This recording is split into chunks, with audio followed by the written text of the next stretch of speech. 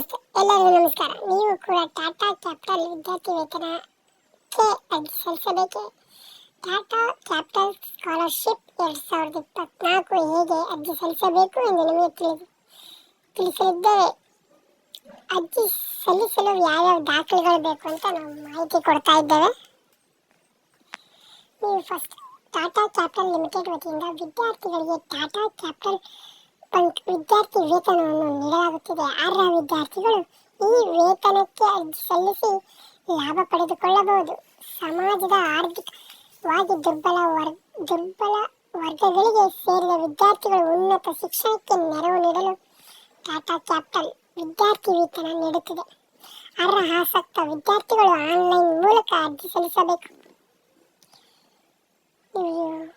ಏನೇನು ಓದಿರಬೇಕು ಅನ್ನೋದನ್ನು ನಾವು ಹೇಳ್ತಾ ಇದ್ದೀವಿ. ಮೆಟ್ರಿಕ್ ನಂತರದ ಕೋರ್ಸ್ಗಳು 11th 12th BCom BSc BA ಪದವಿ ಡಿಪ್ಲೊಮೊ ಪಾಲಿಟೆಕ್ನಿಕ್ ಕೋರ್ಸ್ಗಳು ಓದಿರಬೇಕು. 80% ಫೀಸ್ 12 ವಿದ್ಯಾರ್ಥಿ ವೇತನ 12,000 ವಿದ್ಯಾರ್ಥಿ ವೇತನ ಟಾಟಾ ಕ್ಯಾಪಿಟಲ್ ಕೊಡ್ತಾ ಇದೆ. ಅರ್ಹತೆಗಳು: ಭಾರತದ ಮಾನ್ಯತೆ ಪಡೆದ ಶಿಕ್ಷಣ ಸಂಸ್ಥೆ, ಪ್ರಥಮ PUC, ದ್ವಿತೀಯ PUC, ಪದವಿ, ಡಿಪ್ಲೊಮೊ, ಪಾಲಿಟೆಕ್ನಿಕ್ ಕೋರ್ಸ್ಗಳು ಓದಿರಬೇಕು.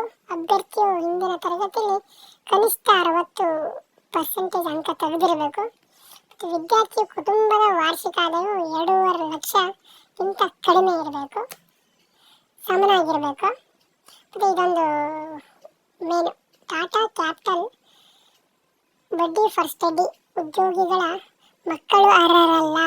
ಸರಿನಾ? ಟಾಟಾ ಕ್ಯಾಪಿಟಲ್ ಕೆಲಸ ಮಾಡೋರಿಗೆ ಈ ಪ್ರಯೋಜನ ಬರಲ್ಲ. ಸ್ಕಾಲರ್ಶಿಪ್ನ ಪ್ರಯೋಜನಗಳು: ಪ್ರಥಮ PUC, ದ್ವಿತೀಯ PUC ಓದುತ್ತಿರುವ ವಿದ್ಯಾರ್ಥಿಗಳಿಗೆ 10,000 ನೀಡ್ತೀವಿ. BCom BSc BCom ಡಿಪ್ಲೊಮೊ ಅವರಿಗೆ 12,000.